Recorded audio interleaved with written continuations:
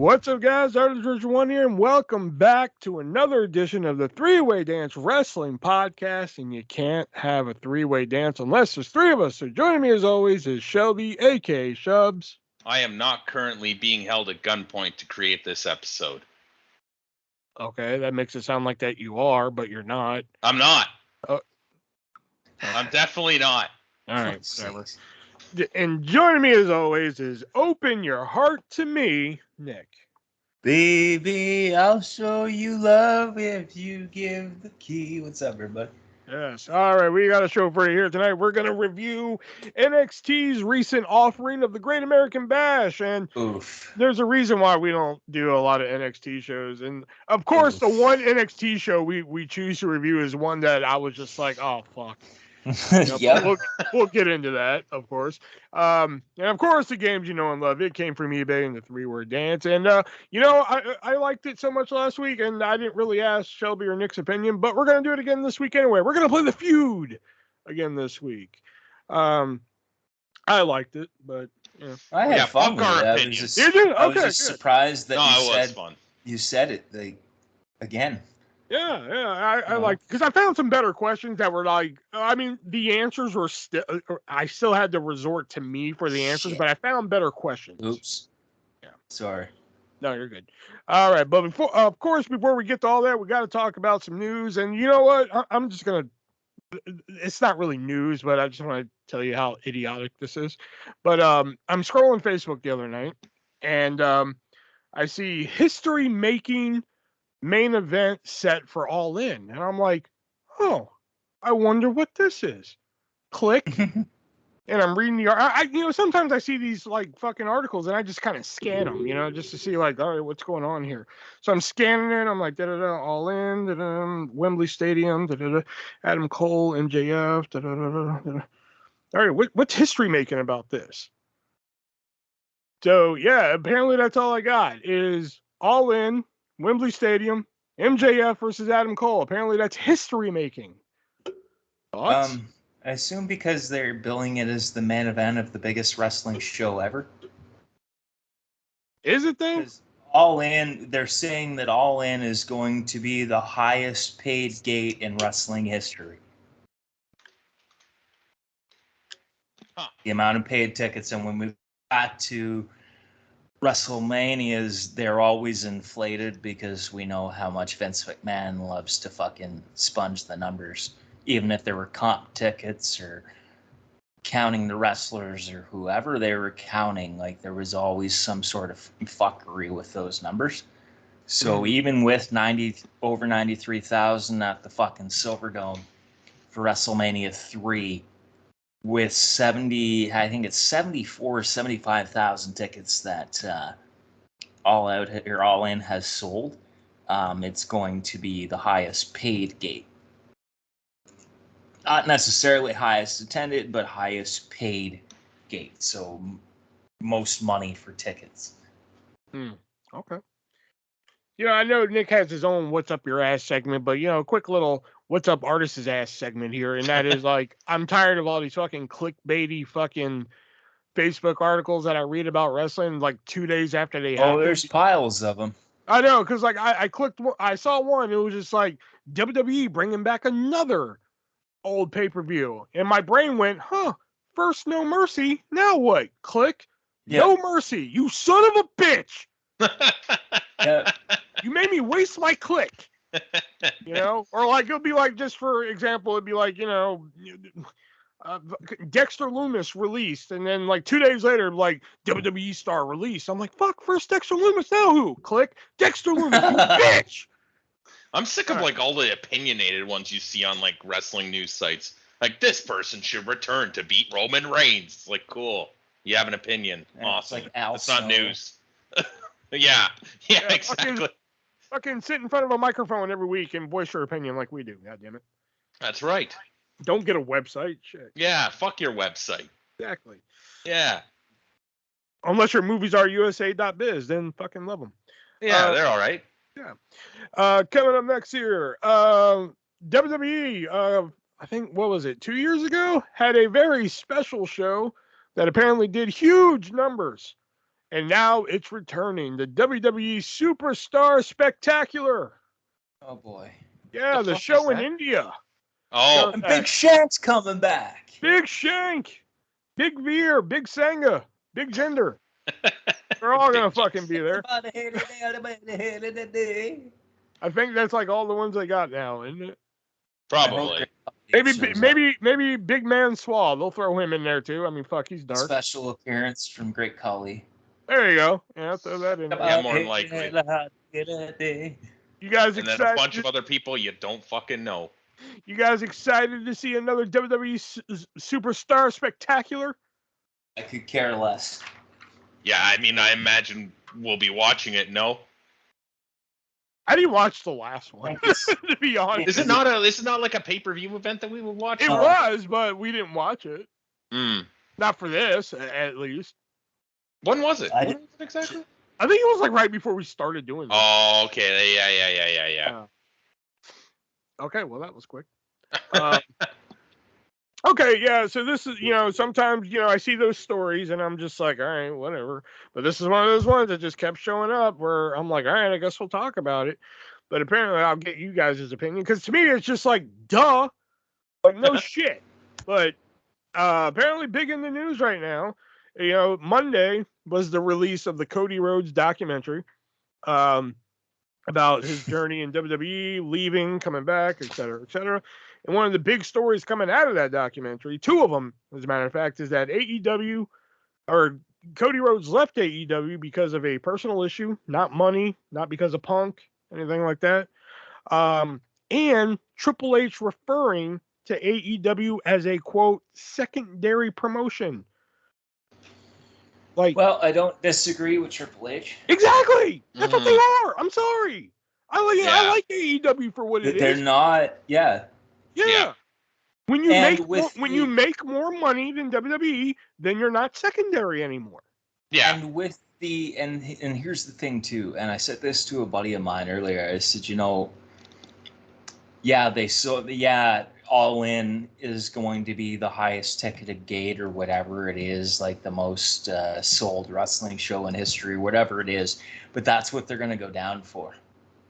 And that doesn't make you a first-rate company. That makes you a secondary company that got lucky because of the names that you had for it. Well, and the fact that they're going to the UK England. for the first time ever. Yeah. Exactly. Yeah. I mean, and if we look at, when the card is fully formed, I guarantee you that it's going to be way more established names that spend a lot of time in WWE versus AEW talent. Just everybody's like freaking out online, like, "Ooh, they called it a secondary." That's like looking at the fat kid and be like, "You're fat," and they're like, "Ooh," like, "Fuck, we know." There's nothing wrong with them being secondary. Either, exactly. Right. It's just it is the way it is. Like you're not actually gonna compete with WWE at this point. They're like a multi-billion-dollar company. It's pretty much impossible. Now it's one thing if they were like on top of the world right now, and Triple H is like, "Well, they're just a secondary company," and it's like, "What the fuck?" But they're not. No. Exactly. They haven't been. All these and they're not going to be. All these marks online, like us, are freaking out because like, "Oh, he said they're a secondary company." I'm like, "Fuck, calm the fuck down, dude." Yeah, at least he's acknowledging them. I know, but still, it's just the fact that it's just like, "Fuck, calm down, man." Yeah. Not no, really I'm just saying, like, it's surprising that he even acknowledges them. Yeah, right? That's true. Yeah. But yeah, I just wanted to bring that up because it was annoying the piss out of me. But speaking of AEW, there is one certain AEW star who hasn't been on TV in a little bit, and their future in the company is actually up in the air at the moment. That being former TBS champion Jade Cargill. It is said that she was going to take some time off after that show we did. I forgot. Double or Nothing? No. I think it was Double or Nothing. Was it Double or Nothing? No. Must have been, yeah. But now it seems like she's not even for sure, or AEW's not even sure if she's going to come back. Nick, thoughts? Kind of torn on this one. Because it felt like she was improving in ring. And actually, the character itself improved. It was good to start, but it improved over time. So, I mean, it felt like she was getting good in ring. She was mainly working like behind the scenes with Bryan Danielson and training. I think it's kind of like, I want to see more from Jade Cargill, even though I can understand, like, as I've said before, she has a young daughter. I could understand, especially given how much time she already devoted to AEW. I could understand wanting to take extended time away, like for the young years of her daughter's life. So, I mean, on one hand, I'm like, fuck, I want Jade Cargill back. But on the other hand, I'm like, you know what? Go do what you got to do. And just out of curiosity, Shelby. I mean, yeah, you know, I was always interested in her. She wasn't terrible. I think she probably could have improved a little bit. But it was interesting to see them put the push behind her that they did. And it's too bad. I guess we're not going to see her again, but she's going to do what she's going to do. So, you know, whatever is what it is. Wow, we flew through these. I thought we talked a little bit more about these than I thought. And the last thing here, you know, when I heard this name, I was just like, didn't this person die like fucking years ago? Apparently, I confused him with somebody else. But recently, British wrestler Exotic Adrian Street passed away recently. Apparently, I thought he was Adrian Adonis. Oh. Yeah. I'm like, wait a minute, didn't he die like fucking years ago? I saw the Dark Side of the Ring on this. But no, apparently a different dude. But you guys probably have more information on this guy than I do. Obviously, considering I thought he was a different person. Thoughts? I couldn't tell you fuck about Adrian Street other than reading articles where he's like name dropped. Or all like right, moving on. Okay. He did a little bit in Memphis. That's all I really do know, because I don't think he spent a lot of time in America. But I know he was, I think Cornette was his manager for a little while in Memphis, and Cornette had a couple like tag matches with him where like Cornette was teaming with him, I think. But yeah, other than that, like that may have been how I heard of him. That's probably how you heard about him, because yeah, he mentions him like fairly regularly, and he's probably going to mention him a lot on the drive-through this week, I would think. So yeah, that's the only thing I knew about him, is that the second version of Rico that they did was inspired by Adrian Street. That makes sense. Yeah. That's all. So good to me. All right, and believe it or not, hey, that was the news this week. Because I did have another article, but apparently that's up Nick's ass. You know, so we'll get to that. So now we're gonna move on to our games. Build up now. Yeah.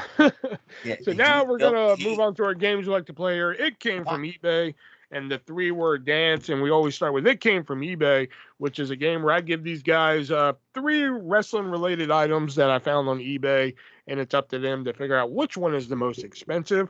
It is still 1-0 Nick here.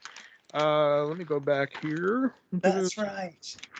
I was waiting to hear "Suck It, Shelby." Okay. Here are your first 3. Lead, baby. Your first 3 are 4 WCW unsharpened pencils.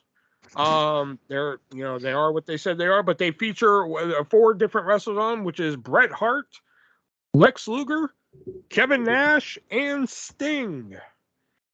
The next one is a WWF Rip and Ride sealed toy. And what it is, you put like a dope. You put in a string, and then you pull the string, and then it takes off by itself. It features Stone Cold Steve Austin. Kind of like a Beyblade. Yeah, kind of like Beyblade. Yeah. I think you said that last time I fucking brought it. Oh, probably. Yeah, that does sound familiar now. And it's still sealed, by the way.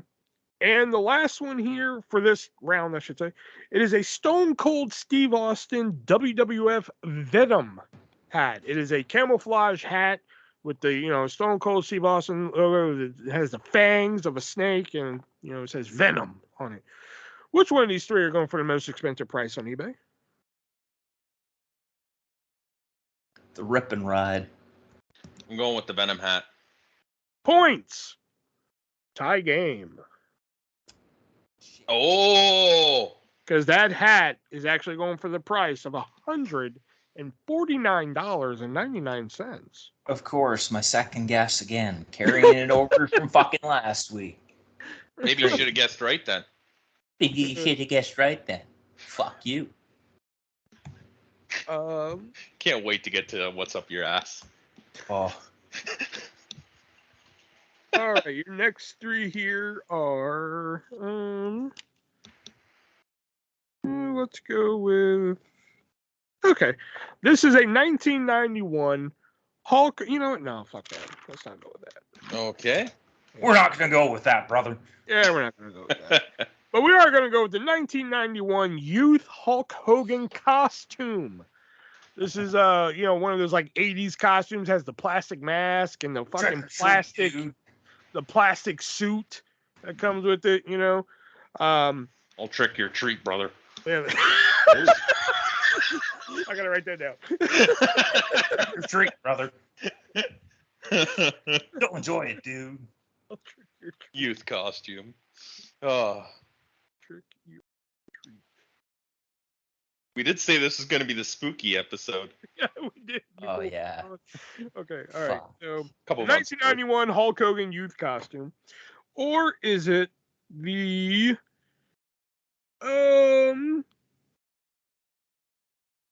Okay, let's go with the 1991 Hasbro figure cards, which is just the cards that the figures came on. No bubble, no figures. It's just the cards, and you get Hulk Hogan, Sergeant Slaughter, Kerry Von Erich.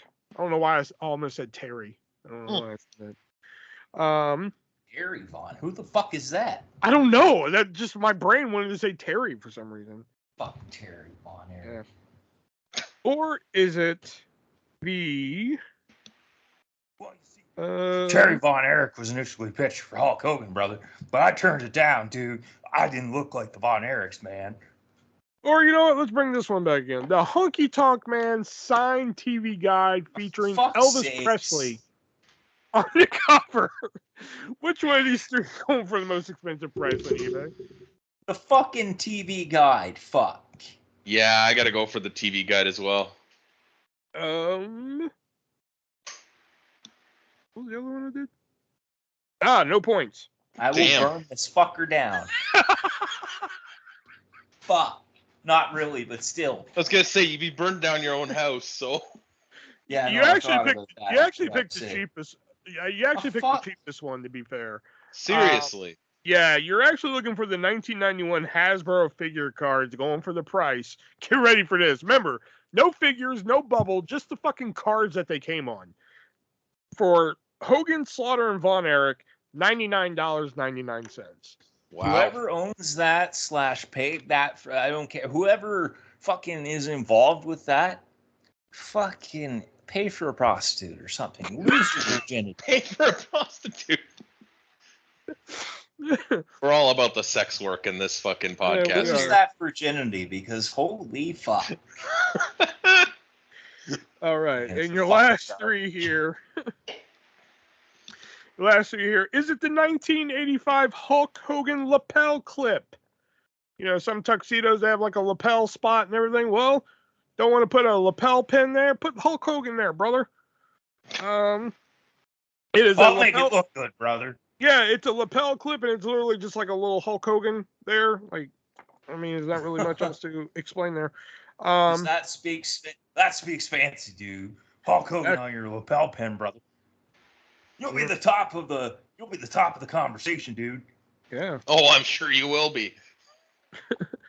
Or you won't leave with any woman, brother. No. Even your own date, dude. I cannot believe you came here wearing that. I'm leaving. Or is it the 1992? Is it the 1992 WrestleMania 8 Collector's Cup featuring the two matchups, Sid and Hogan, Macho and Flair? Or is it the 1991 Big Boss Man Halloween mask, a plastic Halloween mask featuring everybody's favorite cop from Cobb County, Georgia? Which one of these three are going for the highest price on eBay? You know what? Fuck it, to be different. Big Boss Man mask. I gotta go with the lapel clip. It's gonna be the fucking Points. Nick. Damn it. Yes. You actually picked Suck, the cheapest, Shelby. Shelby. Ah, fuck. But that 1991 Halloween mask, dude.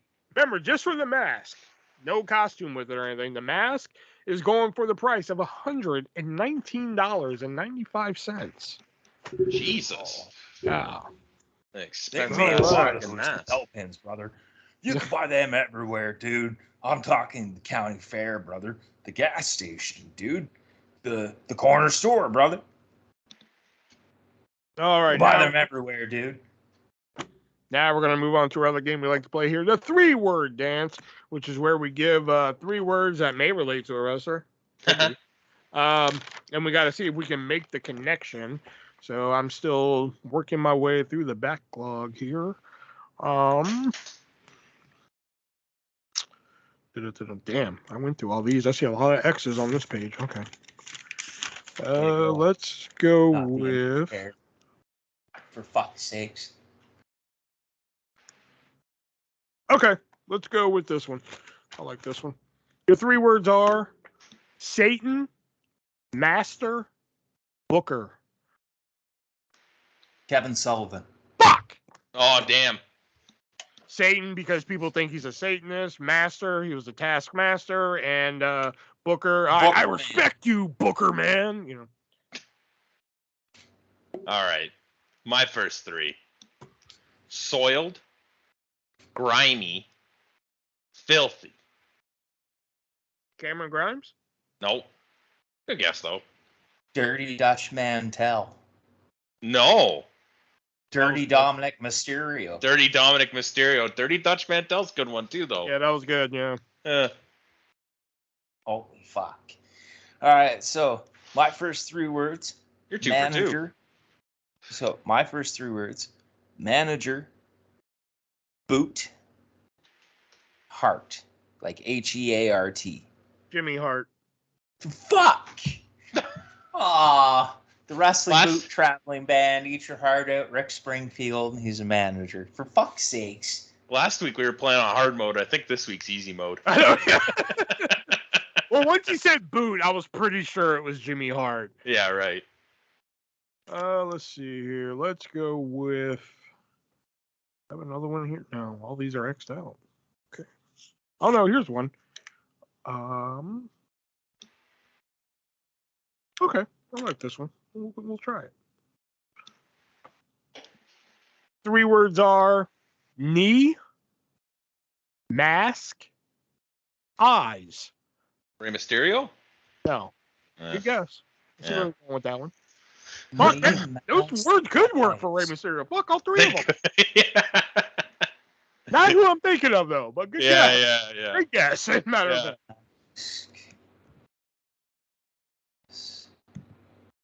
Knee mask eyes. Oh, God. Is that what I sound like?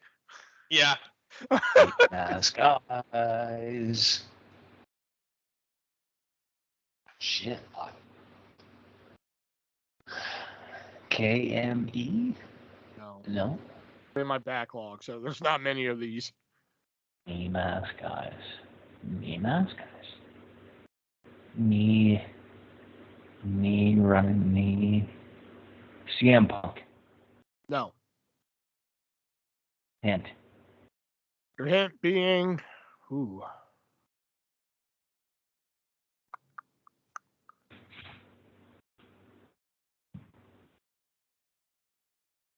I think this might give it away, but it's the only one I can really think of.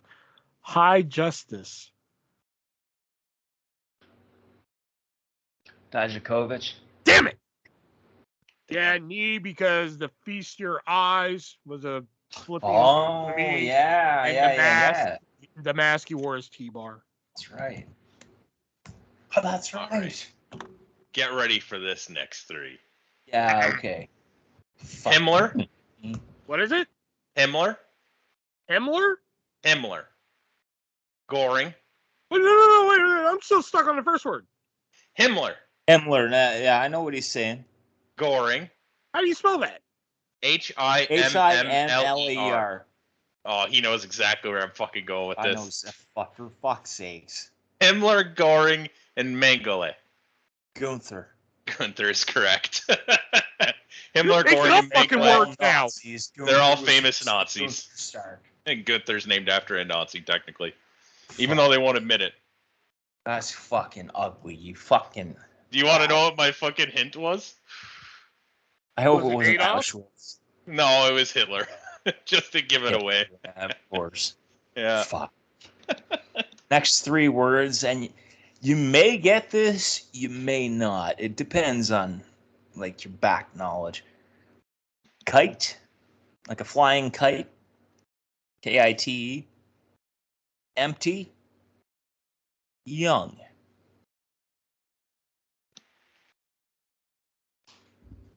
Kite, empty,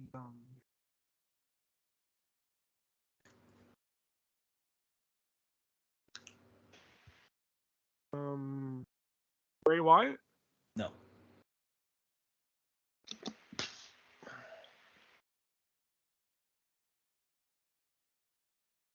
K-E-Y. You're. Oh my God! Is it? Oh fuck! What's his name? Got it. You got it. Come Yeah. on. Oh fuck! What's his goddamn name? Not Axel Rotten. Ian Rotten. Fucking. He was in XPW. What the fuck is his name? New Jack had beef with him. Yeah. Fuck. What is his goddamn name? He threw him off the fucking. Oh. I knew you fucking. Fuck. I know everything about him except for his goddamn name. You're so close. Is it Angel? No, I would take even the fucking gimmick name too that he had in WWF. Oh, Key. There you go, Vic Grimes. Vic Grimes. That's it. Yeah, that was, yeah. K-E-Y, Key. Once I saw that, I was like, oh, fuck, I know what he's doing. Shit. Vic Grimes. That was New pissing me Jack off. fucked Couldn't him figure that up. out. Okay. Here's a good one. Let's see if y'all get this one. We've gotten them all tonight. So. Yeah. All right, your 3 words are survivor, phone, rocker. Shawn Michaels. No. Marty Jannetty. No. Al Snow. Johnny Fairplay. No. No. Jenna Maraska. No. Okay. Kevin Nash. No. Magnum TA. No. Fuck. Rocker. Al Snow. No. Chris Jericho. No. Oh shit. Hint.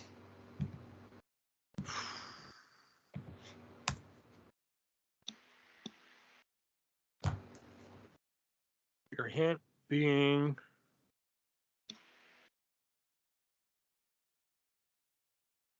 it's kind of a morbid hint, but it may help. Suicide. What were the 3 words again? Survivor, phone, rocker. Christopher Daniels. No. Kazarian. No.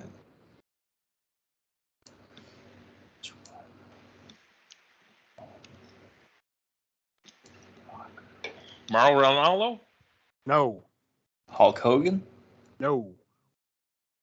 Daphne. I'd get really morbid with No. that.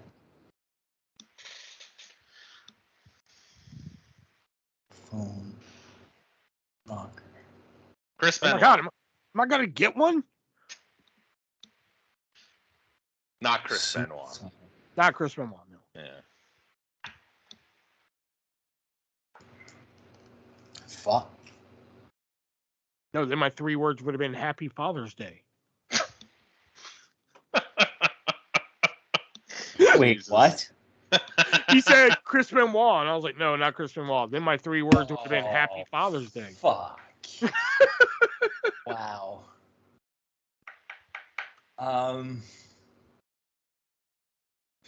Suicide. Nick was kind of on the right track later, but then he kind of went off track. I don't even remember who I said. Well, that's kind of on you then now, isn't it? Kerry Von Erich. Nope. Kevin Von Erich. Nope. Not even at the ballpark. You're at home getting dressed. Shit. Lance Von Erich.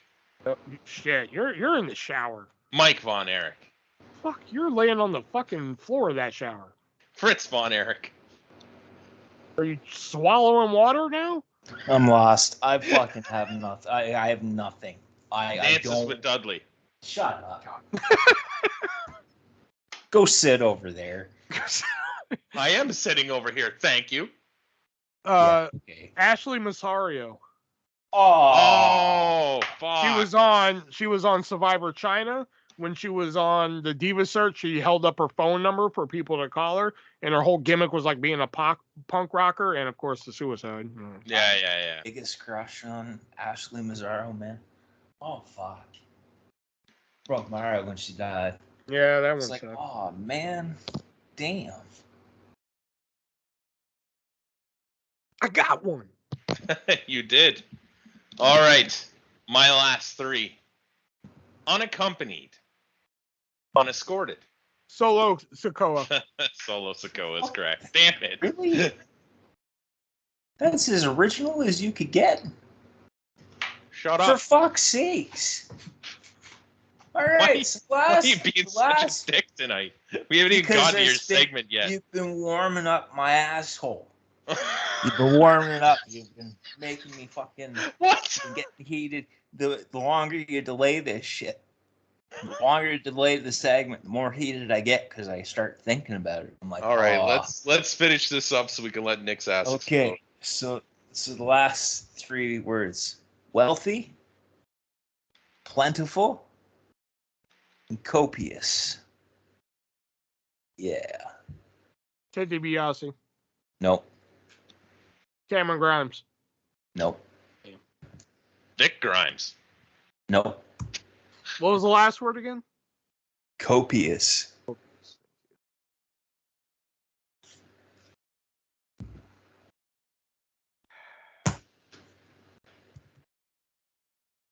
Ted DiBiase Jr. Nope. IRS. Nope.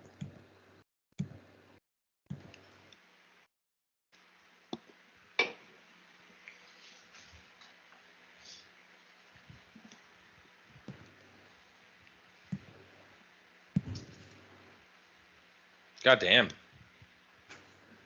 These fucking synonyms for like rich, but like Rich Swan. Yep. Rich Swan. That's exactly it. I didn't get a single All one synonyms tonight. for rich. That's because you suck. Wow. Can we get to what's up your ass already? All right, that was it. Came from eBay and the 3-word dance, where me and Nick just kicked ass tonight here, man. I swear. But now we have a segment here where Nick likes to get some stuff off his chest here, or in this case, out of his ass. So, Nick, for the love of God, what's up your ass? This past Saturday on AEW Collision, CM Claus opened up his big red bag and pulled out the AEW Championship, proclaiming himself as the real world champion before putting an X through the belt. I'm better than you. Straight edge means I'm better than you. I never lost the championship. Well, actually, you did, you fucking asshole. You were stripped of the fucking championship because of your conduct. That means you lost. Sorry, you lose. I don't give a shit. If you're part of creative, I don't give a shit how big your ego is. Fuck you. You're devaluing what MJF is doing as champion and has done as champion. The main event of the biggest show that AEW is going to put on is MJF versus Adam Cole. Fuck you, CM Punk. Wish you wouldn't have fucking come back by this point, you fucking son of a bitch. The main event of that show should be Punk versus MJF. I'm tired of him. I'm fucking tired of him. No, he was stripped of the belt. That means he fucking lost. He never got pinned. He never lost the belt. It doesn't matter. The Elite didn't get pinned or submitted or lose a match for the fucking six tag team championship. Tony's fucking Thunder Rosa never got beat for the AEW Women's Championship. Then is she? Yeah, but they don't have booking control. They didn't write it into their contract. Ooh, they can book. Well, actually, the Elite did, and they got suspended and stripped of their titles. Have some fucking consistency with this fucking company, because by this point, sure, they might sell a boatload of tickets for Wembley Stadium, but any fucking wrestling company that put their stamp on that would have sold those tickets. Well, I don't think Impact's going to go over there and sell that many tickets. I don't think the NWA would either. New Japan, fucking the main ones, AEW, they would all sell that many tickets. They would all sell that many tickets. Fuck you, CM Punk. I think it's great. I love it. To quote Eddie Kingston, do me a favor. Go away. Go away again for 7 years. So are you saying if he goes away again for 7 years, you might like him better? No, actually, I could care less. You should stay gone at that point. I like it, and I like it almost more now that you hate it. It's fucking brilliant. The fact that it's fired you up so much is just fucking incredible. That means he's doing a good job. So the question, I had this in the news cycle. So the question I'm going to pose here is this a soft brand split or no? No. I hope not. If they do a unification or do you think they're going to treat? If they do a unification match, MJF had damn well better win that, or fucking you thought. Or do you think they're going to? Or do you think they're going to treat this like the FTW title, where like it's going to stick around, but it's just going to be like there? You know what I mean? Unsanctioned, like Moose's TNA Impact Championship in 2020. I'd be fine with that. I would be fine with that in part. So actually, let me expand on that. I would be fine with that. Punk is this narcissist heel that actually thinks he's better than everybody else, even though he's not, never has been. And I have the real championship, but nobody acknowledges him as such. Even the FTW champion doesn't acknowledge him as such. And it goes into this deep, like, self-centered fucking aura, like, I'm, like, so great. And eventually FTR turn on him in story and everybody else. And he's left alone to fucking sit there cross-legged. I was never pinned. I was never submitted. Everybody bow down to me. I'd be fine with that. This is exactly where this is going, and I am willing to bet money on this. It is going to lead to a unification match where MJF and CM Punk are going to face each other. And MJF will eventually win. Now, whether it's going to be in the first match, the second match, or the third match, probably the second, I think. There needs to be one fucking match, and MJF needs to win, and Punk needs to fuck off. You see, this is why he's doing it. He's doing it to fire people like you up. Yes, but you see, it's going to make it great when MJF wins. But this asshole is so big for his britches that he can't even acknowledge the fact that in wrestling land, when you're stripped of something, even the UFC, the Olympics, the fucking anywhere, if you're stripped of something, that's it. It's a good story. It's a fucking incredible story. I was never pinned for this belt. And when you get an injury in UFC, you don't get stripped of the belt. It's not a good story. It's a great story. As soon as it fucking happened and there was TV for AEW, Tony Khan said CM Punk is stripped of the AEW World Championship. We're having a tournament. The Elite have been stripped of the fucking Trios Championship. We're having a tournament. That was it. He was never pinned.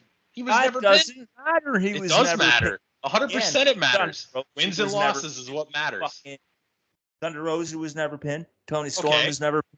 So then why didn't she do the same thing? Why didn't they come up with this with her? Because they don't have they're not fucking smart enough to do it. They don't have the storyline pull. Tony Khan should have thought of it. They didn't write it in their contracts. Tony Khan could have thought of it. Kenny Omega could have thought of it. The Young Bucks could have thought of it. No, we're gonna get too heated here. So that's what's up my ass. Fuck you, CM Punk. Let's move on. I don't know, like, if I like him spray painting an X on it. I kind of thought that was, especially with the way that, like, Twitter's gone. Through the middle of the E. I mean, it's a good moment. I don't know. I just don't know if I like that, but. It was stupid. He's a self-centered asshole, and it makes me feel bad for his wife and his dog. You're feeding into this. This is the best part. I wish I had old conversations. This man, I'm pretty sure I think he's an asshole too. I wish I had old conversations where Nick like fucking loved CM Punk. So I At could just one play it time, right now. I did love CM Punk, but no, fuck him. Like right now, I would just insert him where it's just Nick like, I love CM Punk.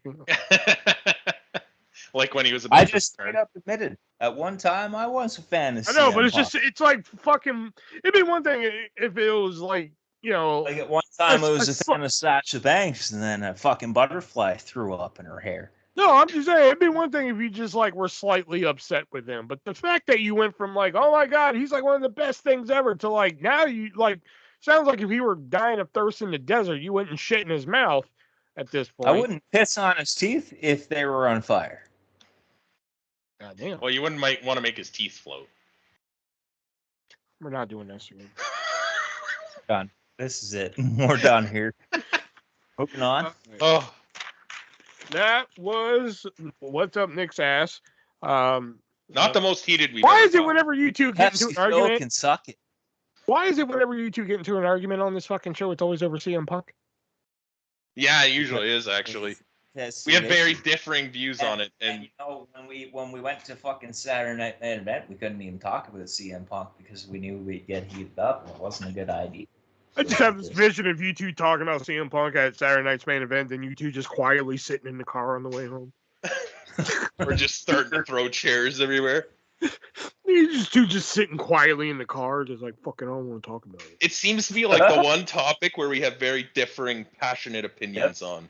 That's really what it is. Oh, dude, that's about Yeah. that. Yeah, I with that. Exactly. Fucking fuck him. And see, like I said, maybe I would feel differently if I actually met the guy. Probably not, because fuck him. But are you looking forward to him defending it against Ricky Starks? You know what? I will say, if Ricky Starks somehow manages to win and says, "Fuck you," I don't think that's going to happen, but well, obviously it won't happen. No, but I mean, it could be a good match. I could care less for the fucking stipulate. Fuck. He's not the fucking real champion. He did lose the belt, and fuck him. He's never pinned. I'll give you that he lost the belt in theory, but to Shelby's point, he was never pinned for it. And neither was Tony Storm, Thunder Rosa, True. fucking the Elite. True. So obviously this was CM Punk's fucking storyline. Fair enough. And Tony, we all agree to disagree. Okay. We're still not happy about it, though. Come on, everybody. Group hug. Bring it in. Bring it in, guys. All right, I'll hug my screen. Okay. There we go. All right. So now let's get on to our review of NXT's The Great American Bash. But before we do that, let's give a quick shout out to the great people over at MoviesRUSA.biz. And if you haven't heard of MoviesRUSA.biz, where the hell have you been? Because it is a great website where you can head on over and find hard-to-find TV shows and movies that have either never been released on Blu-ray or haven't been released on Blu-ray in quite a long time. If you're looking for those streaming shows that everybody's talking about, that all the fucking kids on the street, on the playground are talking about, and don't want to pay 15, 16, 17, 20 bucks a month for a streaming service just to watch the one show everybody's talking about, MoviesRUSA.biz is the place to go because they'll have that on Blu-ray for you or DVD by special request for movies only, unfortunately, not for TV shows. And if you go on over there right now, you can use our checkout code. That is 3-way. The word or the number, doesn't matter which one you use, because you will save 50% on your purchase. That's a hell of a lot of savings there. 50% on top of all that. If that's not enough for you, you're going to get free first class shipping as well. And don't worry, international listeners, I look at the analytics every week, and I know that Canada is you know. Yeah, I do. Canada is the number one listener, as well as France, India, United Arab Emirates. They're in there as well. And if you guys want some MoviesRUSA.biz, that's it. You guys can also get that too, because you're also going to get free first class international shipping. No longer have to pay the exact shipping cost. You'll get that as well. They have over 3,500 titles to choose from. I was looking through the TV shows last night, and they have, how many pages do they have?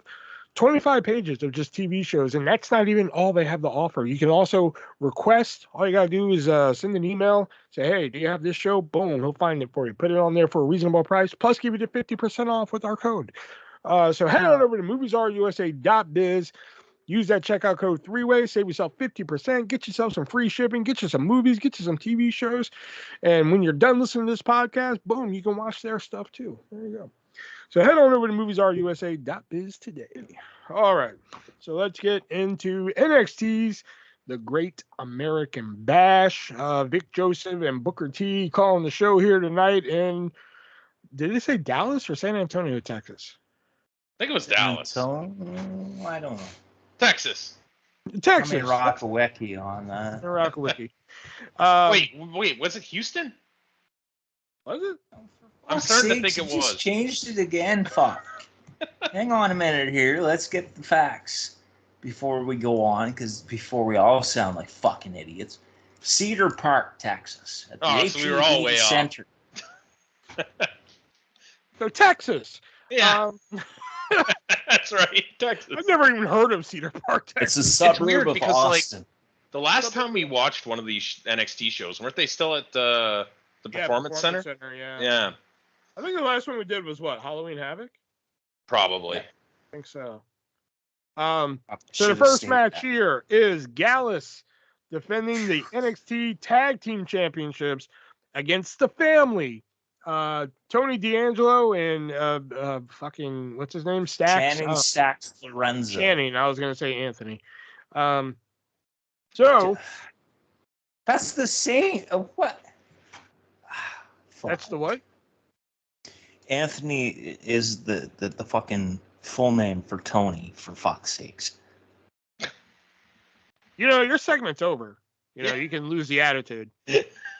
I could, but I mean, he's still fuming over CM Punk. Anyway, Shelby. I think it's odd that Tony and Stacks are the faces in this fucking feud.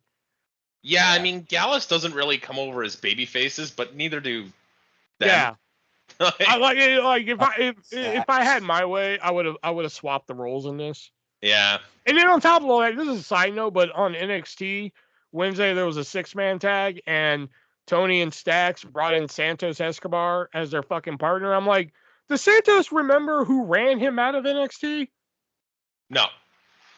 Obviously. Tony ran Santos out. Oh wait, yeah. That's what I'm saying. Yeah, you're right. Anyway, that was kind of weird looking. Vic Joseph mentioned like, oh, Tony D'Angelo wearing his prison jumpsuit as motivation. I'm like, oh, so they let him wear a velvet jumpsuit, eh? Yeah.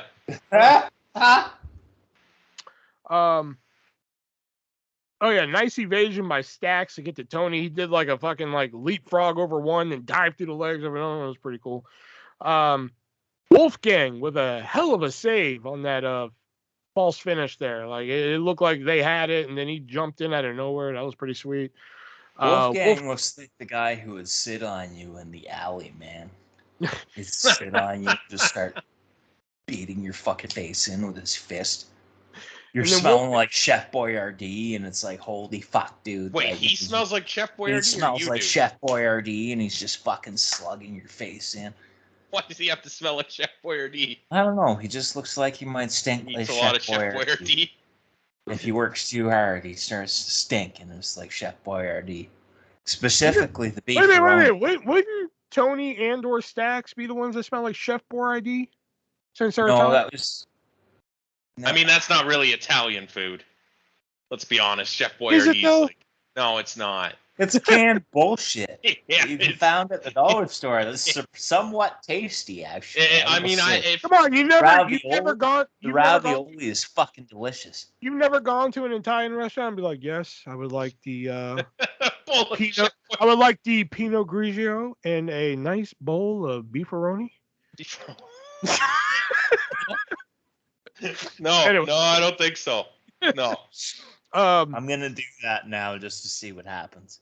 Can I get a bowl of beefaroni? Sir, please get out. The Pinot Grigio. What? We can give you white wine and cannelloni. Is that okay? With a beef sauce. Is that all right? No, I want beefaroni. Beefaroni. From the can, please. From the can. I'm not even gonna heat it up first. Just open the can and give it to me right here. I mean, there's nothing wrong with like Chef Boyardee straight from the can. It tastes pretty much the same. It's better heat up, man. Especially if you get 4 join us cans next of week on our fucking new ravioli. podcast. You Chef get Talk. 4 cans of ravioli and Yeah. cook it all up at once. You eat all 4 cans. Fucking delicious, man. Nobody ever wants to admit they ate 9 cans of ravioli. But you did, and you're ashamed of yourself. Yeah. First one doesn't 9 count, fucking then you get to cans? the second. The first one doesn't. Wait a minute, though. The first one doesn't count. Then you get to the second and the third, and the fourth and fifth you burn with the blowtorch that are unedible, and you just keep going. And then you blow up your trailer. Yeah. Anyway. So, Trailer Park Boys reference. Nice buckshot spear by Wolfgang. The power bomb into the stairs by Tony. The hip toss over the top rope, I thought was pretty cool. It was a decent opener. Again, I just think the face heel dynamic in this match should have been reversed in some way. But it was a decent opener, 3.25 stars. 3 stars for me. It was a solid little match. The dynamic was off. To me the result was foreshadowed. But I mean, it was a solid little match. I mean, it could have been better, I think. Much better, actually. They have 3 stars. That's all right. Yeah, not bad. A little too much of the disappearing and guys waiting to catch each other, but it was fast-paced, high impact.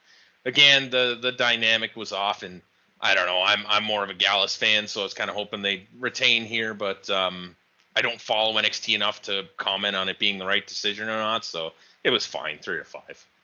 Okay. Next up, we have Roxanne Perez taking on Blair Davenport in a Weapons Wild match, which I'm just like, Weapons Wild? Can we just say hardcore? Yeah. What, are the weapons going to become sentient? I don't know. Like, okay. I did like the trash can shot by Blair when I forgot what fucking Roxanne was doing, but it was a good trash can shot. I forgot. Oh, I like the use of the branding iron. I thought that was different. You know, I understand it was Texas, but at least it was like, I thought that's what that was a branding iron. I know they eventually got to it, but I mean, it was different from just going straight to the kendo stick. You know, nice drop kick into the chair by Roxy. The Irish whip with the belt by Blair. Like Blair did the Irish whip with the belt. Oh, into Roxy, the Roxy repaid it later. Like she did it too, but it wasn't as good as when Blair did it. You know. Oh yeah, I saw Roxanne hitting Blair with the rope and the cowbell, and all I wrote down was just more cowbell. Did we get that? Okay. Yeah. Nice counter to the Pop Rocks. Speaking of the Pop Rocks, I think Roxanne needs a new finish. I mean, it's a decent move, but you got to understand, Roxanne Perez is using that as a finish in NXT, whereas on the main roster, Queen Zelina uses that as like a fucking like 2-count move. Yeah. You know? It was a decent little weapons match. You know, I thought it was okay for what it was. 3.5. Tied for match of the night for me. Really? I really, really enjoyed this. Right from the Roxanne's fucking mother and sister being at ringside, Blair's brutal weapon shots, fucking. There was so much of the crowd was hyped up. The fucking 4.5 stars tied for match of the night. Fantastic. What do you think, Shelby? I knew that. You know, who's throwing all this shit under the ring for them? Why it wasn't under cowbell? the ring. It wasn't under the ring. Okay, it was out on the outside. Who's throwing a bull rope and chains in a random trash can? What the fuck? Because it's Weapons Wild. But what are they doing it's there? It's uncensored, baby. Oh god. Fucking table. Sloppy. Thank God it's over. Hate weapons-based matches. Can't stand them. 0 out of 5. Oh God, you want to talk about sloppy with that? Yeah, I know the one. I think I know the one you're talking about. Yeah, you think so? Mm-hmm. Oh no. All right, coming up next, the WWE debut of Gable Steveson taking on Baron Corbin And what the fuck is this ships have burned shit all of a sudden? Yeah, I don't know. You're not Angle. Let's go, Corbin. You're Oh, and not Angle. I like how Roxanne's mom and sister were in the front row for that match, and then for this one, they're just gone. Yeah. Yeah. Well, they were there for an obvious reason. They're just like, fuck the rest of the show. We don't want to see it. Yeah. Well, I mean, to be fair, with the exception of one match.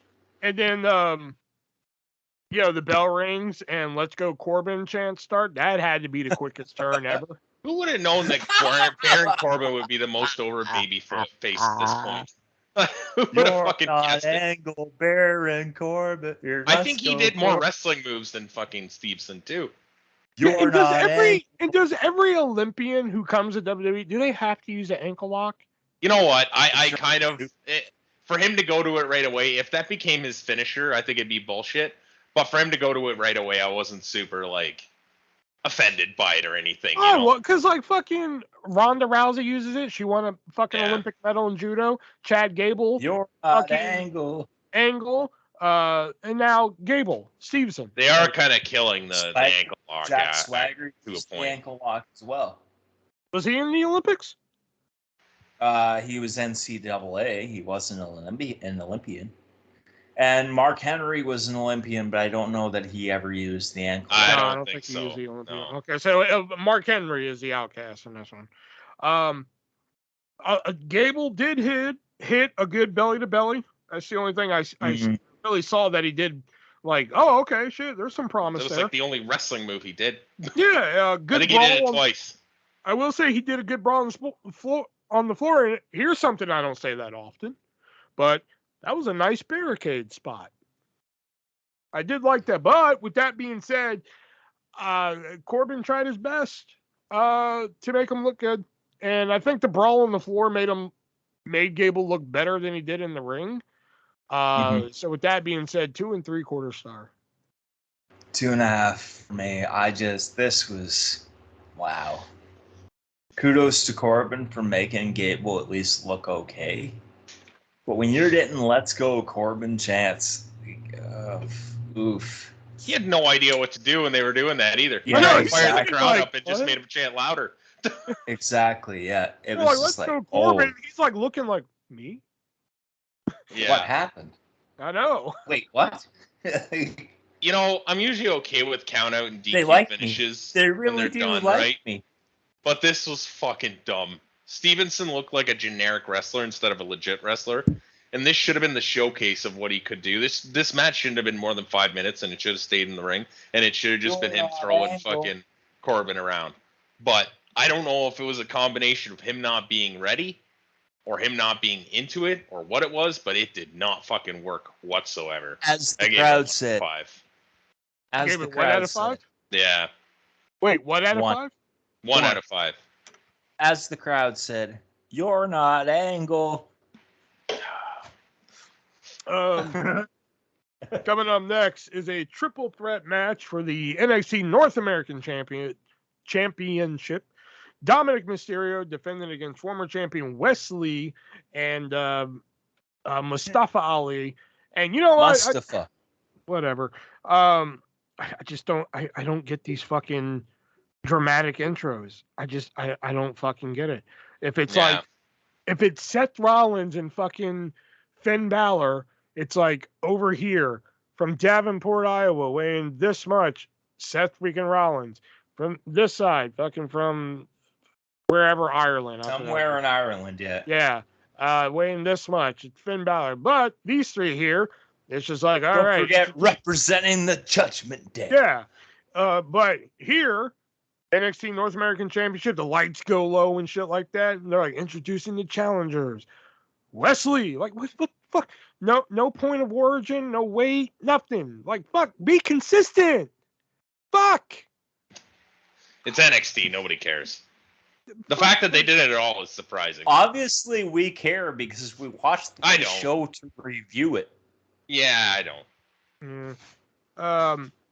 Nice Hurricane Rana by Lee on the Ali. And, oh, God, this was a running thing throughout the night that I didn't notice to this match. But Vic refusing to refer to Twitter as X Oh. Like, they're like, Vic was just like, oh, look at us, we're trending #1 right now. And Booker T's like, what are we trending on? He's like, we're trending #1. And he's like, what are we trending on? He's like, you tell him. He's like, X. Like, he kept refusing to say X. It's a fucking stupid name, to be fair. That guy's fucking now retarded. On that note, hold on a minute. On that note, though, if you were to send out a post, if you will, saying XXX, does that mean it gets flagged because it's technically porn at that point? Yeah, but there's porn all over X. Well, that's true. I'm following an account on Twitter called Titty Tuesday, where all they do is post tits. You mean on X? Oh yeah, on X. There you go. You set yourself up. Stupid fucking name. It's a stupid fucking name. And actually, and what's funnier is apparently Mark Zuckerberg actually owns the trademark to X. Really? Yeah, apparently. Huh. He actually owns the. Well, to be fair, I like the name X better than Meta. I guess I could agree with that. But I like the name. They're Twitter equally better stupid. than Yeah, Twitter makes more. It's been Twitter for like, how long has Twitter been a thing? Or X more been than a a decade. Yeah. So and like they call it sending a tweet. Like it's branding. He's just trying to rebrand it, but he didn't. That'd be like if tomorrow WWE's just like, we're no longer WWE, wewe're XFL. Like what? It'd be more like if they were like, we're W. Shit. We're just W now. Yeah. Wrestling. I mean, yeah, that would still kind of make a little sense, though. It just, Twitter to X is like a 180. At least WWE to W, that would make a little bit of sense. Or A. They'd probably go A, to be honest, if they were to pick they one would letter. probably go SE, Sports Entertainment. Oh, yeah. I did like the super kick DDT combo. That was cool. Ali hit this beautiful tornado DDT out of the corner. It was great. And Lee sold it like a fucking $1 million. The Boston Crab camel clutch combo by Ali was cool. Did you hear when I think it was, what's his name? Vic Joseph, is that it? Vic Joseph, yeah. He said Dom stole his daddy's 619 and his other daddy's frog splash. Yeah, that. Did you hear that? That fucking cracked me up so hard. Oh yeah. Nice dive over Rhea. Like Wesley dove over Rhea to hit fucking whoever. I saw that coming from a mile away. I know, but it was still cool. Still I cool guess. Visual.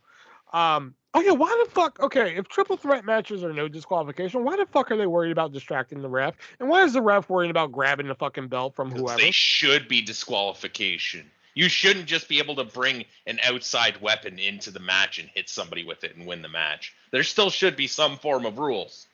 That's how wrestling works. Okay, I understand your theory in that, but in this scenario, there's no disqualification. So all right, let me ask you this then. Did they say no disqualifications at the beginning of the match? Well, no. There you go. But triple threat matches are already automatic. But they didn't say no disqualification. But they're already no, they are when they say they're no disqualification. Shelby, listen to me. The WWE triple threat matches are already no disqualification. Generally they are, but they didn't mention at the beginning of the match, and I am fucking holding to that. Anyway, before I fucking lose it on you. And another thing, why doesn't Ali do the 054 anymore? Like, what the fuck? Pisses me off that he doesn't do that anymore. Anyway, with that being said, this was a fun little triple threat match. I liked it for what it was. 3 1/4. 3.5 for the same reasons. I had fun watching this. And Dom plays such a good fucking heel. Like he plays a really good fucking heel. Like I look forward to the future from Dom Mysterio because holy fuck, yeah, 3.5. Yeah. A lot of stuff I don't like, guys disappearing, the stupid double submission spot. But the right guy did win, and I like the parts with Dom and Ripley. I just like Dom in this match. And I also like that they show some sort of order by having the ref take the belt from Dom, because it made some fucking sense.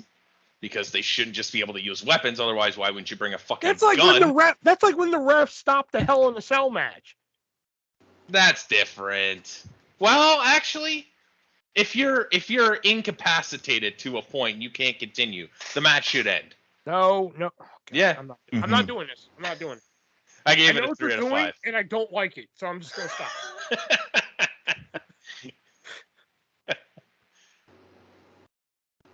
Your rating? I gave it a 3 out of 5. 3 out of 5. Okay. Yeah.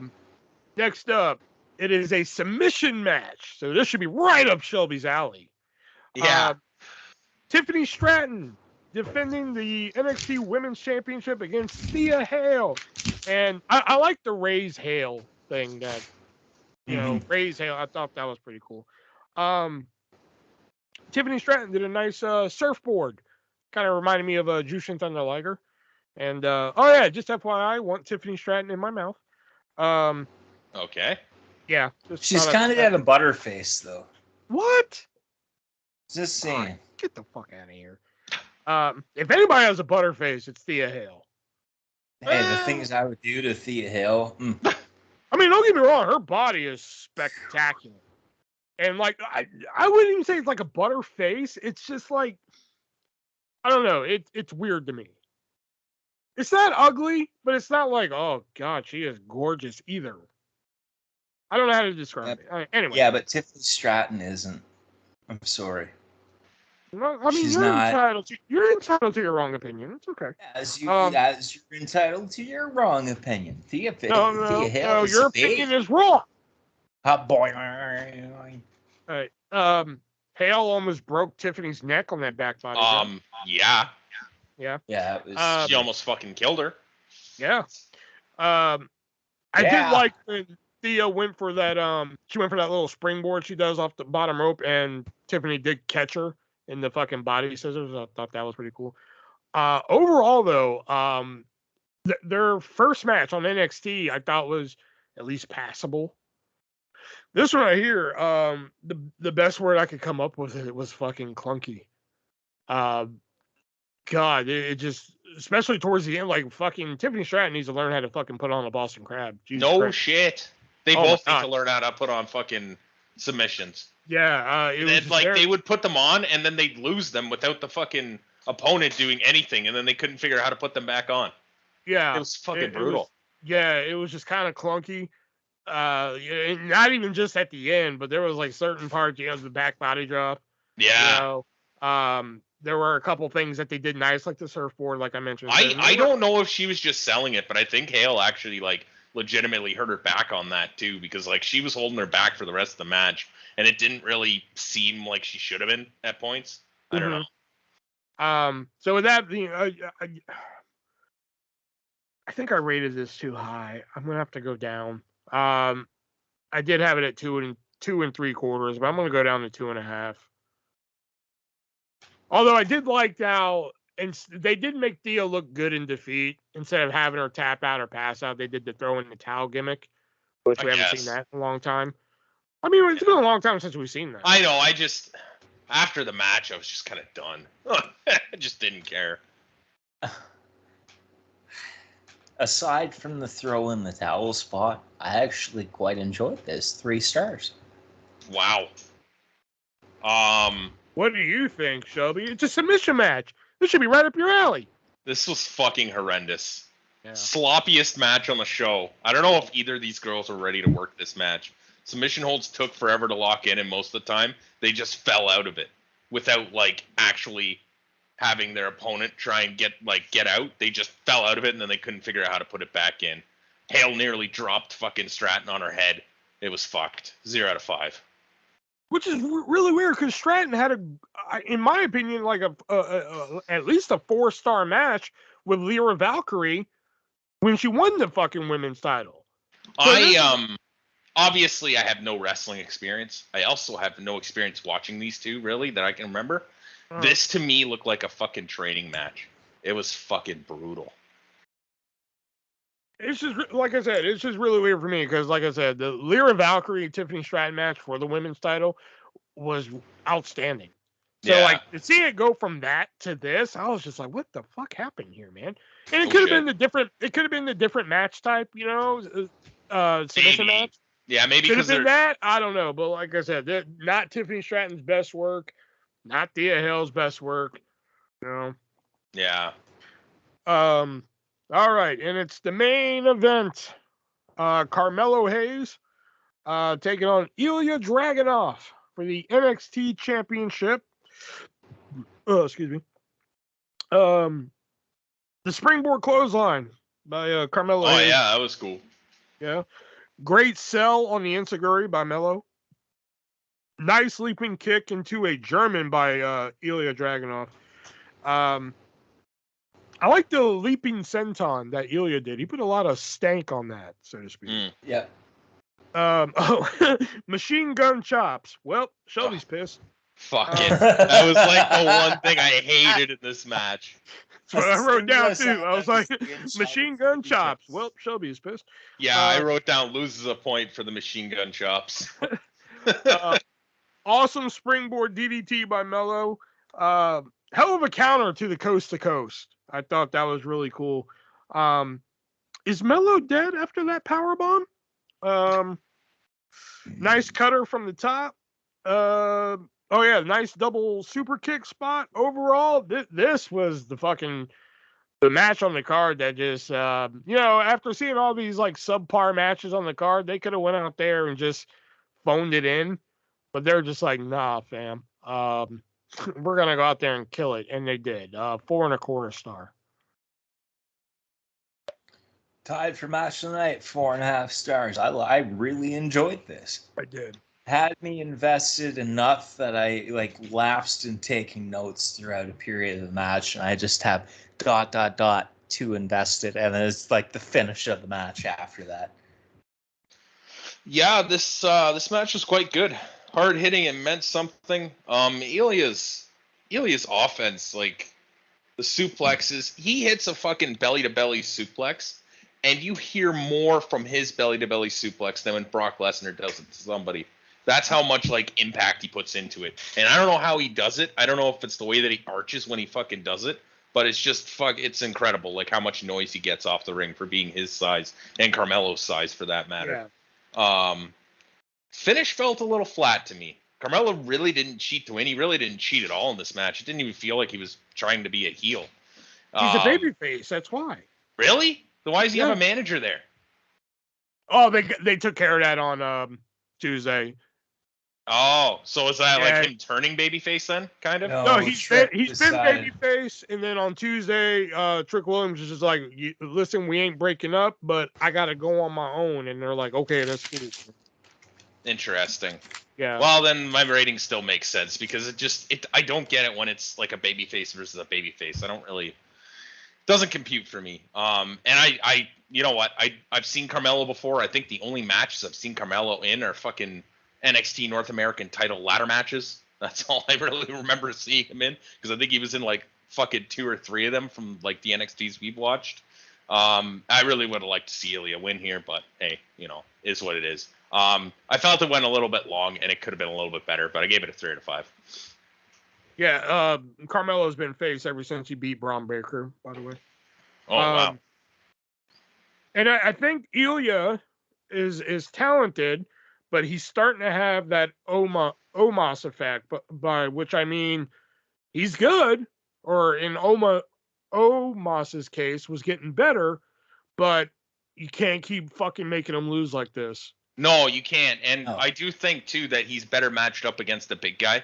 I know you can't do that all the time, but the matches he had with Walter were fucking incredible. Some of the best matches of the year. So I think that's part of it, too, because he definitely plays better off somebody when he's fighting underneath, and it's a little bit harder to do that when it's a guy his size, but yeah, he definitely needs. And I was thinking that too, because I was trying to think of the matches I have seen him in, and he beat Walter for the NXT title, but other than that, he lost in that triple threat match, right, to Braun Breaker, and then he lost to Walter the first time I saw him. So it just feels like every time I see him, he fucking loses, and it's like, yeah, you gotta start winning a match. He won at the last NXT event where Stand and Deliver, where he beat Dijak in the fucking last man standing, but just seems like when it's big time matches like this, he can't win them. Losing in, yeah. Like Omos, whenever they gave him like a big time match, it was just like, oh, Omos, he's 7 foot tall, he's huge, he's humongous, and then he loses. The one thing I will say is I think Ilya has more of a future than Omos did. I mean, think that is true. Yeah, the next Rey Mysterio, so to speak. Obviously, he's not the high flying type, but the little guy fighting underneath, I think he could be the next Rey Mysterio in that aspect of it. Mm-hmm. All right. Well, that was NXT's Great American Bash. So on a scale of 1 to 10, what do we give NXT's Great American Bash? I'm going to say a 7. 5. I'm going to go one higher and say 6 because it was a very mid pay-per-view to me. It was just like, it was, it shouldn't have been, if they were still doing the traditional pay-per-view model, if I would have paid for this on pay-per-view, I'd been pissed. Yeah, especially you pay like $50 for it or whatever. This was a glorified episode of NXT. Yeah. I use the term Raw match and shit like that. This was fucking NXT night. Yeah, with 2 stipulation matches. Yeah, every one of these matches you could have fucking thrown on NXT. They probably could have did like the two-week extravaganza or whatever, like they did before. And I think it would have worked just fine instead of making it a premium live event, It's hard to rate these shows on the same scale that we rate like main roster shows and AEW shows because like a lot of these are up and coming talent as opposed to like somewhat established talent. But you gotta understand. But looking at these shows now compared to how they used to be, some of these some of the older ones used to be like fucking even better than the main roster. But most of those guys were established. Like not in WWE, but they were established in Ring of Honor or New Japan or somewhere else, Impact for that matter, right? Yeah, it felt like main event stars. This version of NXT doesn't feel like main event stars. Okay. All right. So that was our review of NXT's The Great American Bash. Next week we will be checking out SummerSlam 2023. Yay! That's gonna be Summerfest. The Summerfest. That's not going to have Trish Stratus and Becky Lynch and Raquel and Rhea on the show. They say Raquel and Rhea may actually still be added, though, from what I'm seeing. Raw's over. Bitch, it's Thursday. And? Yeah, that's a good point. Good point for who? Me or him? Him. Fuck you. There's also already 8 matches on the fucking card. Yeah. Anyway. Now we're going to move on to a few segments we have here. First being Nick's Fact of the Week, which usually Nick regales us in like a little factoid or a story, something he has found to tell us. So, Nick, what's your Fact of the Week? So the Fact of the Week this week is that Randy Orton and The Undertaker are tied for most appearances at SummerSlam at 16 apiece. Randy Orton's been at 16 SummerSlams? Yep. Wow. Shit. I mean, Undertaker, that doesn't surprise me, but fuck. Yeah. All right. Well, that was a quick one this week. And now we have Shelby's little segment here. Shubs' Today in History. Yeah, I just realized something here. I fucking put July 4th instead of August 4th. All right. Let me fix that quickly. Okay. August 4th. You suck. I'm throwing a curveball in here this week too because I saw a birthday that I thought would be hilarious to talk about. It was earlier this week, but I'll get the 3 in anyway. August 4th, 1997, on the 100th episode of Monday Night Nitro, Lex Luger defeated Hulk Hogan to win the WCW World Title. Oh, I remember that. And 8 days later, he lost that shit. Yeah, leader's year-long reign. And we're going backwards because there's only 3 fucking things that happened on August 4th in wrestling history. 1989, the Von Erich family owned World Class, merged with the CWA run by Jerry Jarrett and Jerry Lawler out of Memphis and created the USWA.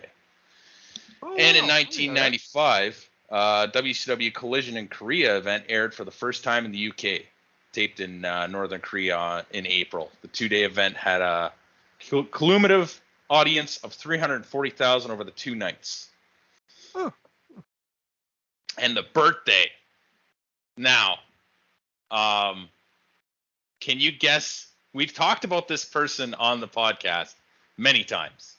Can you guess whose birthday it might have been on August 1st? Tully Blanchard. No, this person is kind of he wasn't really a running joke, but he's an old guy. He's dead now. Big Dick Dudley. No. Dances with Dudley. No. What if I told you that on August 1st, 1878, George Hackenschmidt was born? Oh my God. He'd be like 149, I think, or something like that. I saw it earlier on that. This week on that that Facebook group that you sent me, Nick, and I was just like, "That's fucking Today hilarious." in pro wrestling history. Yeah. I saw that, and I was like, Shelby's gonna have this as a fucking. Yeah. Fuck. Yeah. All right. Now we're going to move on to another game we like to play here now called The Feud. Can't call it Family Feud, though. No, you can't do that. The fucking Fermental Media will fucking sue us. But since Nick did win, technically it came from eBay earlier, he will go first here. I have 3 feud questions, and if you've ever heard of that game show Family Feud, then you'll know how this works. 3 strikes, passes to the other player. They'll have 1 chance to steal. So your first question of the night is top 6 answers on the board. When you hear WWE Hardcore Champion, what name comes to mind first? Raven, number 5. Sorry. Crash Holly. Number 1 answer. Right there. Hardcore Champion. When you hear WWE Hardcore Champion, what name comes to mind? Crash Holly at number 1, Raven at number 5. And there's 6 answers on the board. 6 answers on the board. Now this is your own opinion, Mick though, right? Foley? Strike 1. Fuck, that was gonna be mine. Still got 2 more strikes. That's okay. Only 1 strike on the board. I'll repeat the question. When you hear WWE Hardcore Champion, what name comes to mind first? Al Snow. Al Snow, number 3. Rob Van Dam. Number 4. You're missing number 2 and number 6.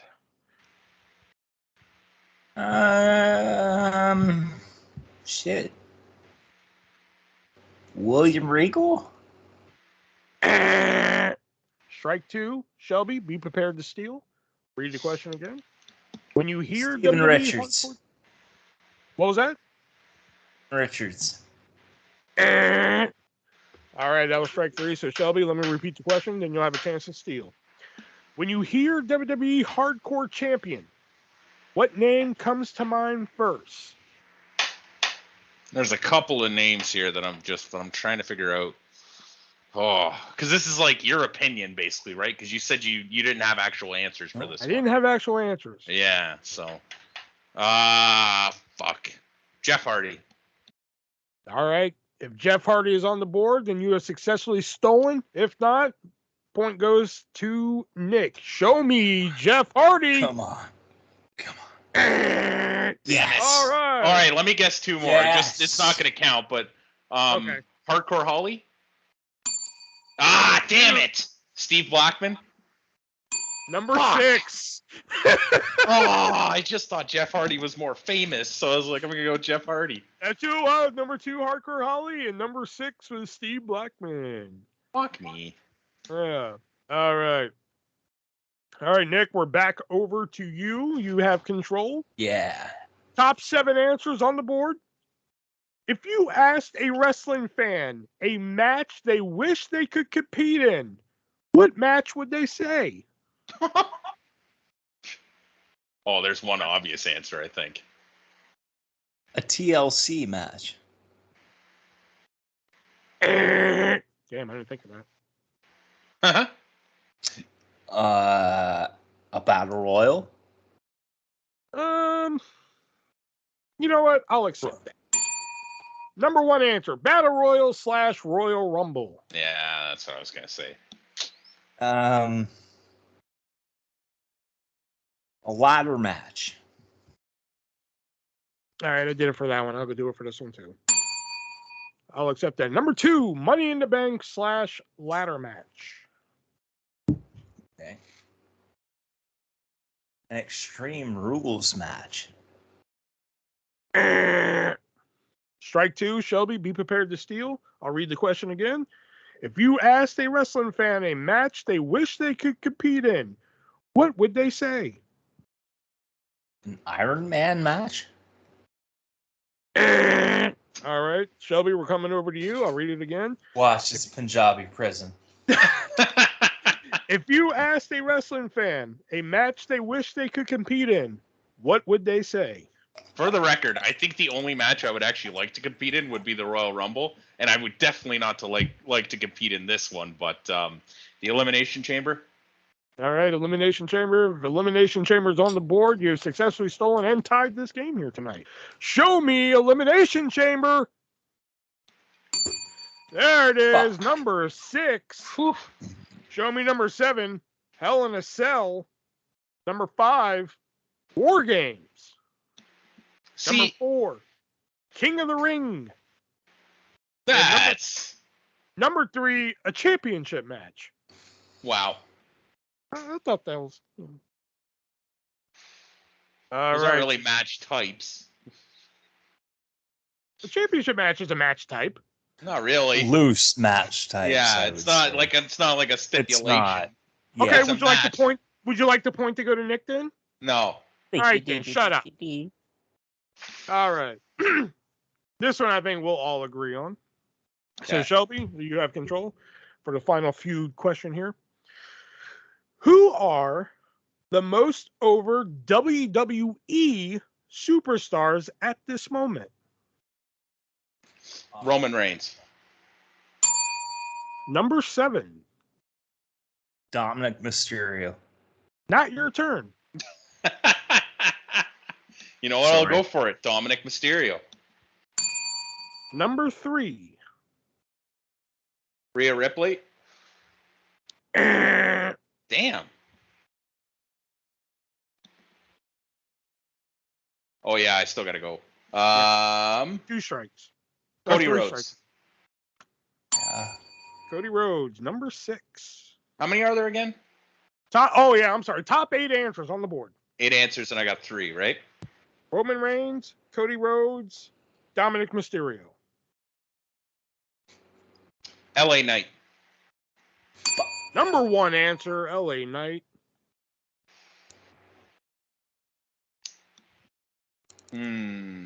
Seth Rollins. Number 5.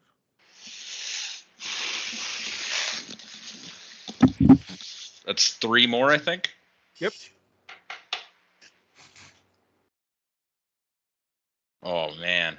Who are the most over WWE superstars at this moment?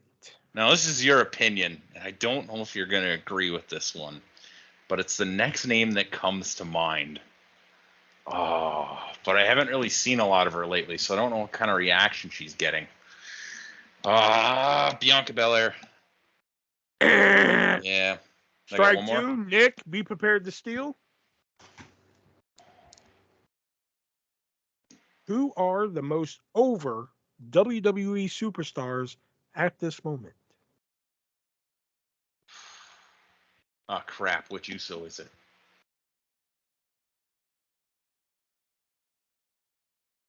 Jey Uso.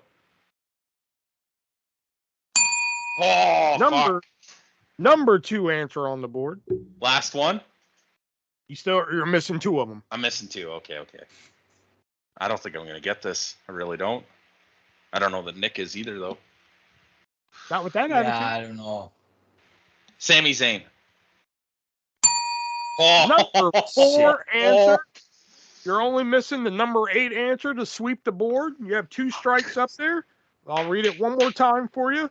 Who are the most over WWE WWE superstars at this moment?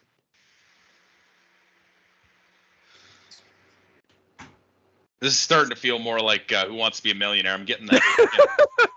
do.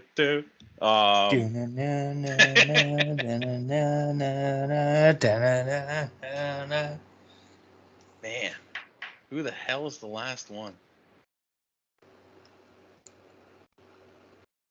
Okay, I don't know if he counts as a WWE superstar, but I'm going to go for it anyway. Logan Paul. All right, Nick, we're coming over to you. Let me read the question first before you answer. Who are the most over WWE superstars at this moment? One answer on the board. Oh, fuck. Alpha Academy. All right, if Alpha Academy is on the board, you have successfully stolen, and you have won 2 out of 3 for the feud. Show me Alpha Academy. Let me guess. Damn. Gunther. No. No. Okay. Show me number 8, Brock Lesnar. Ah, really? I had him in my mind, but I was like, is he though? I guess a better way to phrase that question would be top draws, I guess, maybe. Yeah. All right, so that was the feud. You know, we kind of like playing that game here. It's a little different.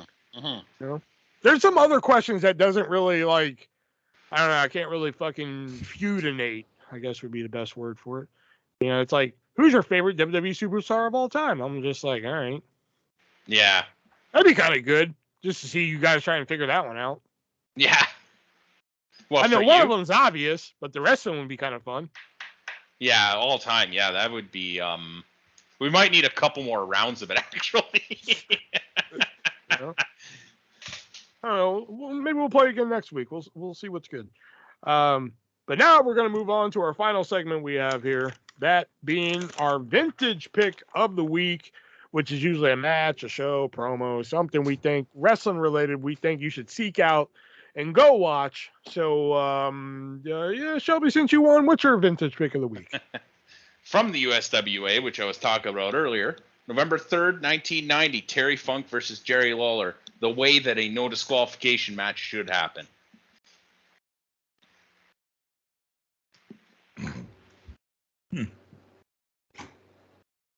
All right, Nichols? so my that was 13 years ago. Anyway, my vintage pick of the week, for the Impact World Championship from Slammiversary 2020. Eddie Edwards versus Trey Miguel versus Ace Austin versus Rich Swann versus Eric Young. Oh, interesting. I was about to say, I actually have the earliest one, but no, Shelby does. Mine is actually from the Great American Bash 1991. Sting taking on, I believe, Nikita Koloff? One of the Koloffs. In a Russian Yeah, it'd probably be chain Nikita. Yeah, it's Nikita. Nikita. Yeah. In a Russian chain match. I've always liked this match, and I always liked the finish of it. It looks like Sting's about to win. He goes for a stinger splash in the corner, but in doing so, he pushes Nikita into the corner, giving him the fourth turnbuckle for the win. Always liked that finish. So, yeah. All right. There's the bell, so we know what that means. That signifies the end of the Three-Way Dance Wrestling Podcast this week. Like mentioned earlier, we are going to be reviewing SummerSlam 2023 next week. Then after that, who knows? Oh, wait, when's All In? At the end of the month. I'm not exactly sure. We'll figure out something then. And then, yeah, maybe some more feud. We'll see, you know. So it's actually tied right now because Nick won last week's game and Shelby won this one. So Fuck yeah. We'll need the rubber match. We need the rubber match. Exactly. All right, so that's going to do it for us this week, guys. So until next week, for Nick and Shelby, I am yours, Version1. Till next week, be breezy.